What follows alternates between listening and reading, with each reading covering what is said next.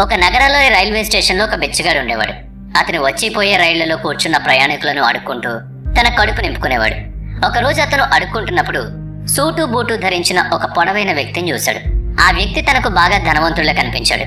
ఈ వ్యక్తి నాకు బాగా ధనవంతుడిలా కనిపిస్తున్నాడు, ఈ వ్యక్తిని నేను యాచిస్తే అతను ఖచ్చితంగా నాకు మంచి డబ్బిస్తాడని ఆ బిచ్చగాడు భావించాడు. దీంతో ఆ పొడవైన వ్యక్తిని యాచించడం మొదలుపెట్టాడు. బిచ్చగాడిని చూసి ఆ పొడవైన వ్యక్తి, మీరు ఎప్పుడూ యాచిస్తూనే ఉంటారు, కానీ మీరు ఎప్పుడైనా ఎవరికైనా ఏదైనా ఇవ్వగలరా, పోనీ ఎప్పుడైనా ఇచ్చారా అని అడిగాడు. బిచ్చగాడు, సార్ నేను బిచ్చగాడిని, నేను ఎల్లప్పుడూ ప్రజల నుంచి అడుక్కుంటూనే ఉంటాను, అంటే యాచిస్తూ ఉంటాను, నాకు ఎవ్వరికీ ఏమీ ఇచ్చే ధైర్యం లేదు.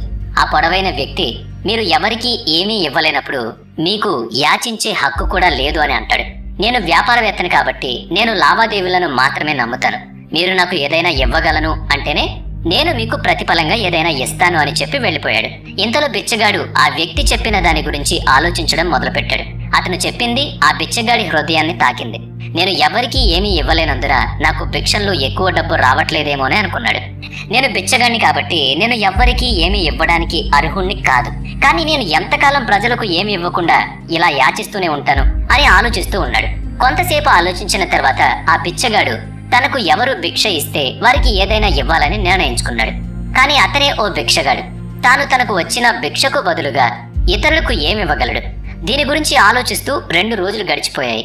కానీ అతని ప్రశ్నకు మాత్రం సమాధానం రాలేదు. 3వ రోజు అతను స్టేషన్ దగ్గర కూర్చున్నప్పుడు స్టేషన్ చుట్టూ ఉన్న మొక్కలపై వికసించిన కొన్ని పువ్వులను చూశాడు. భిక్షకు బదులుగా ప్రజలకు కొన్ని పువ్వులు ఎందుకు ఇవ్వకూడదు అనుకున్నాడు. అతనికి ఆ ఆలోచన నచ్చి అక్కడి నుంచి కొన్ని పువ్వులను కోసుకున్నాడు. ఒకరోజు అతను రైల్లో భిక్షాటనకు వెళ్ళాడు. ఎవరైనా అతనికి భిక్ష ఇచ్చినప్పుడల్లా ఆ భిక్ష ఇచ్చిన వ్యక్తికి కొన్ని పువ్వులు ఇచ్చేవాడు. అనుకున్నట్టుగానే ప్రజలు ఆ పువ్వులను తీసుకునేవాళ్ళు. ఇక ఇదేదో బాగుందని బిచ్చగాడు ప్రతిరోజు పువ్వులు కోసి భిక్షకు బదులుగా ప్రజలకు పంచేవాడు. కొన్ని రోజుల్లో ఇప్పుడు చాలా మంది తనకు భిక్ష ఇవ్వడం ప్రారంభించారని గ్రహించాడు. తను స్టేషన్ దగ్గర ఉన్న అన్ని పువ్వులను కోసి తెచ్చేవాడు. అతని దగ్గర పువ్వులు ఉన్నంత వరకు చాలా మంది అతనికి భిక్ష ఇచ్చేవాళ్ళు. కానీ పువ్వులు పంచడం పూర్తయిన తర్వాత అతనికి భిక్ష లభించడం కూడా తగ్గింది. ఒకరోజు అతను భిక్షాటన చేస్తున్నప్పుడు అదే పొడవైన వ్యక్తి రైల్లో మళ్లీ కూర్చుని కనిపించాడు. అతని కారణంగా భిక్షకు బదులుగా పువ్వులు ఇవ్వాలని ప్రేరణ పొందాడు. వెంటనే ఆ వ్యక్తి దగ్గరకు వెళ్లి, ఈ రోజు నీకు ఇవ్వటానికి నా దగ్గర కొన్ని పువ్వులు ఉన్నాయి, నువ్వు నాకు భిక్ష ఇస్తే దానికి బదులుగా నేను నీకు కొన్ని పువ్వులు ఇస్తాను అని అంటాడు. ఆ పొడవైన వ్యక్తి అతనికి భిక్ష రూపంలో కొంత డబ్బు ఇచ్చాడు. బదులుగా బిచ్చగాడు అతనికి కొన్ని పువ్వులు ఇచ్చాడు.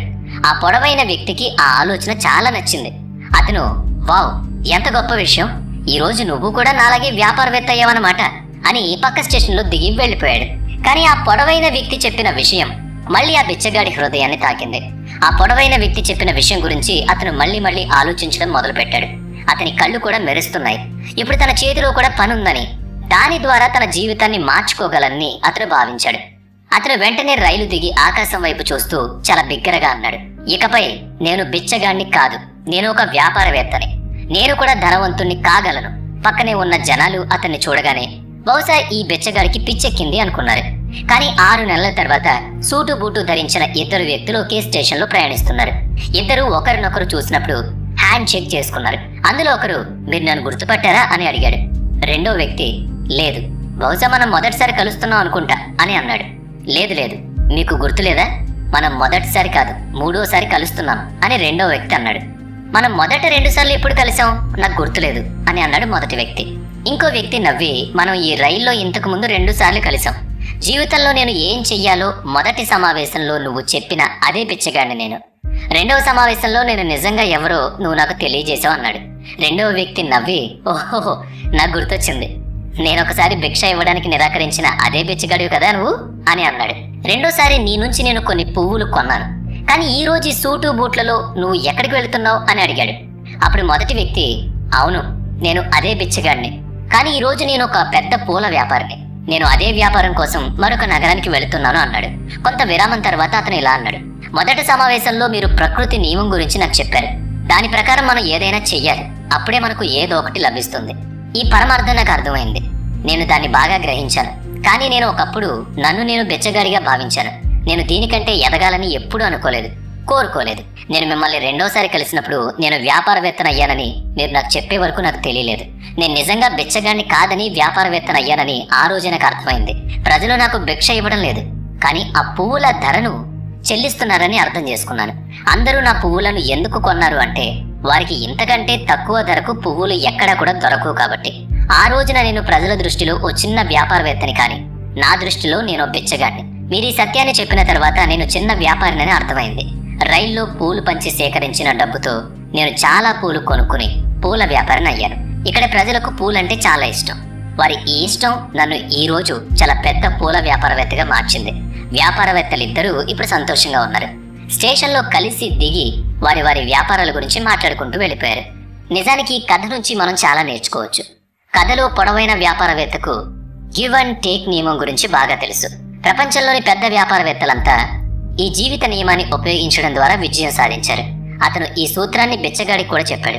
బిచ్చగాడు ఈ సహజ నియమాన్ని స్వీకరించాడు. దాని ప్రభావం అతని జీవితంలో స్పష్టంగా కనిపించింది. దీని ద్వారా అతను తన ఆలోచనను మార్చుకున్నాడు. కాబట్టి మన ఆలోచనను మార్చుకుంటే ఏదైనా సాధించొచ్చని ఈ కథ మనకు చెబుతుంది. మనల్ని మనం చిన్నగా తక్కువగా భావిస్తూ ఉంటే మనం ఎల్లప్పుడూ చిన్నగానే ఉంటాం. పెద్దగా మారాలంటే మొదట మన ఆలోచనలు మారాలి. మన గురించి మనమే పెద్దగా ఆలోచించుకోవాలి. మొత్తానికి ఈ కథ యొక్క సారాంశం ఏంటయ్యా అంటే, విజయం అనేది మన ఆలోచనలోనే దాగి ఉంటుంది. మన ఆత్మగౌరవాన్ని మేల్కొల్పాలి. మన ఆలోచనలను పెద్దదిగా మార్చుకోవాలి. జీవితంలో ఈ ఒక్క సూత్రాన్ని పాటిస్తే ఎవరి జీవితమైనా విజయవంతమవుతుంది.